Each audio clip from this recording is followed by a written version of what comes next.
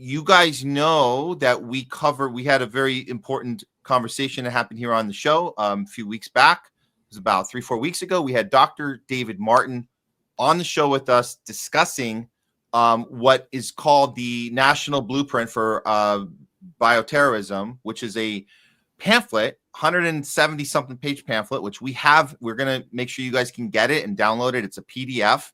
I'll show you guys can get it directly from my Twitter account. If you go to Matt Weinglass, and I'll show you a screenshot of that in a second, but this is actually, screw it. I'll put that up first. This is so you guys know this happened. And I just think I circled the 500K because we did our part. We got this out to people. This is a 5-minute clip from the interview. You can watch the entire interview on our show on Rumble. You can go back and look at it. It's like the top viewed interview we've ever had. On Twitter, we took a 5-minute clip. We threw it up there, and in the clip, and you guys can go there. It's pinned at the top of my profile, and you can actually download the PDF that he talks about. But we got this out to 500,000 people. So I feel like we did our part. So what is it? If you guys are hearing about it just now, the National Blueprint for Bioterrorism Manual is a simulation that occurred. This actually happened. It was in April of last year, discussing an event that was going to happen, a bioterrorism event that was going to kill a lot of people, 280,000 to be exact, of Americans on July 4th. And they say infect with a particular virus, 400,000 more Americans. It's kind of vague on who they were going to blame it on, but I think the idea is that they're saying it was a foreign entity, and we need to then get into revenge mode. So it's kind of like, and I said this to the doctor when he was on, I said, it sounds to me like it's a best of playbook of 9/11 and COVID all wrapped together, because you do the simulation first, and they'll tell you, no one's telling us that this simulation didn't happen. Let's be very clear. They're telling us it was just a simulation. What are you guys getting all upset about? It's just, we have to take precaution just in case. Who knows? We might be attacked on the 4th. We don't know. Okay. So we did our part, Jay. We put it out there. People can look at it. You guys can still go and download it. But then something interesting happened a couple days ago, where you discovered this article from the Science Daily. And I'm going to put this up here because this will just look like another, another virus situation where they're looking at potential outbreaks. But this caught our attention. And this came out on the 25th. So this is, about a week ago or less. New viruses discovered in bats in China could be the next pandemic threat. And it says the viruses, as well as a new bacterial species and a new parasite, were discovered in bats inhabiting orchids near villages in southwestern China, raising concerns about transmission to livestock and humans. And this is the kicker on the summary: 2 newly discovered viruses lurking in bats, dangerously similar to Nipah. Nipah. So Nipah and Hendra. Nipah is the actual virus discussed in the summary of the simulation of the National Defense for Bioterrorism Manual that you guys can go look at. It's in there. It's actually in there. And the fact that this is coming up now is very concerning, even though they're talking about it, it's but the same with COVID, right? It was the bats or a monkey, or, we have to be careful. But Nipah, which we know is much more dangerous than COVID. And so this is the 2 that they discovered related to the deadly Nipah and Hendra viruses. The pathogens can cause severe brain inflammation and respiratory disease in humans. The viruses, as well as other new viruses, bacteria, and parasites identified from bat kidneys, were reported this week in the open access journal PLOS Pathogens by Yunfan and Yunnan Institute of Endemic Disease Control and Prevention, China, and colleagues. So, Jay, what do you make of this? And before you say that, I'm going to throw this up. This is just a screenshot from the pamphlet, which you guys can go find right now on my Twitter. This is the simulation that talks about a bioterrorist attack on July 4th, 2025. And if you guys look at the lower commit, and again, this is just it's like a script. They have to pretend, here we are, we're dealing with this. The head chair says, I call this first hearing, blah, blah, blah, blah, blah. They used infection agent to kill at least 280,000 Americans, affected at least 400,000 throughout the country in a single day. And then it also infected animals, 200,000 dead, 800,000 sickened animals. These numbers will increase as the disease spreads. Our colleagues and staff in Congress fell ill and died. So these are coordinated attacks. We talk about sleeper cells. This is the kind of conversations we've been looking into. Again, this is not meant for any sort of fear porn or any sort of clickbait. What we're saying is that this thing actually happened, and now we're seeing the same language coming out as far as the actual virus, and that one is the Nipah virus is mentioned in this manual. Jay, where are you at going through this at this point? Given the geopolitical tensions in the world, if there is a false flag that happens and they want to blame it on someone, my guess is it'll be blamed on China. And the reason I say that is because, again, Palantir wants a three-front war between America taking on Russia, China, and Iran. All three of their interests are already tied together. Russia and China have a defensive agreement with North Korea, where they would come into North Korea's defense if they were attacked. And through back channels and negotiations between Iran and those countries, they've actually been trying to, do the same thing with Iran. So my guess is, if America knows, if the American establishment knows they consider China to be the greatest threat, this could be a way to kind of drag them into it, because we don't have forever to continue doing these forever wars.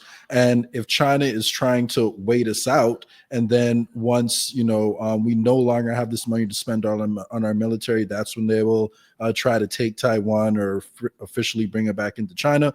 If they try to wait us out for that to happen, the American establishment could be at a disadvantage there. So it could be, and if you look at where these viruses have come from or have been portrayed to have come from in the past, they've all come from China. And there isn't too many research labs over there in Iran. So specifically, bioweapons and, viruses and outbreaks and all that good stuff, China is known more for that. So it would be a harder sell to the American public to tell the American public that Iran attacked us with this bioweapon.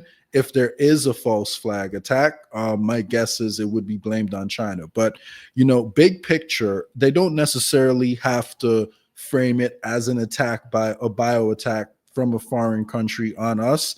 If they were going to, bring out another virus, that paper could essentially be at least giving us, a few key pointers in how they plan to weaponize a new outbreak, no matter how it happens. So even if it doesn't happen exactly the way that's laid out in the paper, I still think the paper is worth reading, because it's telling us what our government has planned to protect us against, biological threats. Protect. I may want to put that in quotation marks. So I would tell everyone to look at the big picture, recognize that Iran knows that it cannot beat America alone without a nuclear weapon.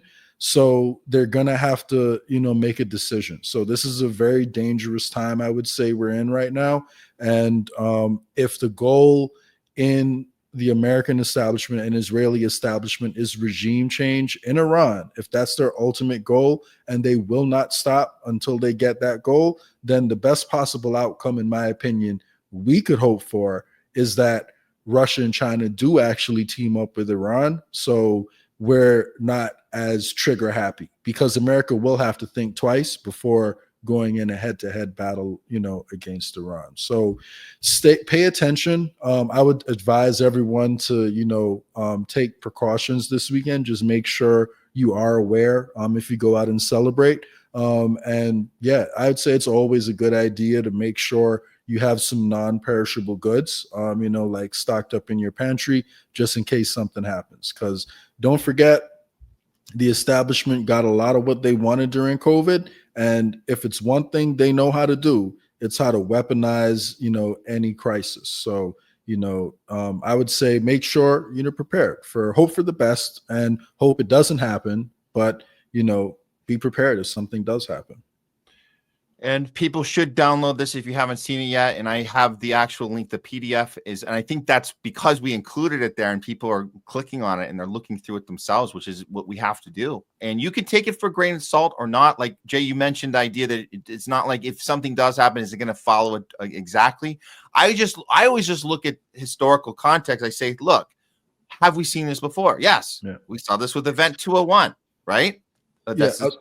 Yeah. You know what they could do? They could also say this virus outbreak originated from China, and now look how many people it's killed. So China is a bad actor who you have to hate. So they could still use it to slowly manufacture that consent for war against China without it necessarily being a direct bomb that was set off to spread a biological agent. So they can get to the same end goal in multiple ways. But my prediction is if we do see another virus or biological attack start to spread, it's going to be blamed on China again, no matter when it happens. For you bringing up China, and then we connect the dots with Alex Karp and the three-prong attack. Alex Karp being the head of Palantir, the psychotic dude that wants to have these three wars going on at the same time. You might be dead on this, Jay. And during the interview with Dr. David Martin, I suggested at the time that it was China, and he went like this, oh yeah. But after that, I got kind of skeptical of my own guess, and I was like, this has to be Iran. I was wrong. But now that we're back to this, we already got the manufacturing consent for Iran. That's happening. We're already doing it. So we got half the country ready to do the Marco Rubio. We have to stop this, this jihadist takeover. It's total annihilation of the planet. We got to stop. So they already have that going with Iran. You set this up for China, and it was the thing that Dr. David, he was saying, he thought it was China. Do you know how easy it would be to manufacture consent for a war against Iran? Because we already know that Israel and America are funding terrorist groups over there in the Middle East. All you have to do is tell one of those terrorist groups, listen, we know before we told you guys not to attack American bases, but now it's time. Go attack an American base. We're going to say it was an Iranian proxy or the Iranians that did it. And then before you know it, if it's a big hit, they aren't even going to hesitate. They're going to respond within a day. And then if evidence comes out 2-3 months from now that it definitely wasn't the people they said it was, it's already too late. The damage has been done. So I don't think they need a biological threat to manufacture consent for that war. And if it's just a slow regime change where Israel is starting stuff and trying to assassinate leaders, and then we come in with a little extra muscle, it may just be a slow grind that they want to do to destabilize Iran until it eventually topples and starts to break apart. Because again, I come back to it. Yes, it's regime change, but not just regime change. They want to break up the country because it has too much potential power if it reaches its maximum potential. And they don't like that. They're not directly aligned with everything the establishment wants. Yeah. All right, guys. So check it out on my Twitter. And like Jay said, have a safe weekend. Don't do the COVIDian thing where you're living out of fear and locking yourself away, and just be aware. Just be aware. And I was meaning to do a little more work on this Nipah virus just to see, and I think I had found something. Oh, sorry, that's the wrong. It's bad. Yeah. So it is bad. It has a minimally a 40% death rate on if you get it. But the things you can do, we need to have a more of a specific discussion about this with some doctors and scientists that know this. Not just because of censorship and we're going to get demonetized if we check our facts, but I encourage everybody to look into it. It's the similar thing that we know we've learned about this. So we know throughout COVID, we know how important immune health is. So let's start with that. Immune health is everything. If you can do things to improve your immune system, you're already getting out of that category of whatever the 0.00 death rate of COVID, and 40%, whatever for Nipah, whatever it is, you can get yourself in a better category just by immune health. That's everything. And, I want people to remember one thing, even though COVID wound up being exaggerated, and even though it wasn't as deadly, as they tried to, paint it, don't forget that a lot of the richest people and the oligarchs in this world believe the world is overpopulated, unfortunately. And just because they used the benign one on their first time, really attempting something on that scale, it doesn't necessarily mean that if there is another outbreak that it'll be another fake virus that isn't dangerous at all. Like, we don't know, what they have planned. And if one of their core beliefs is the world is overpopulated,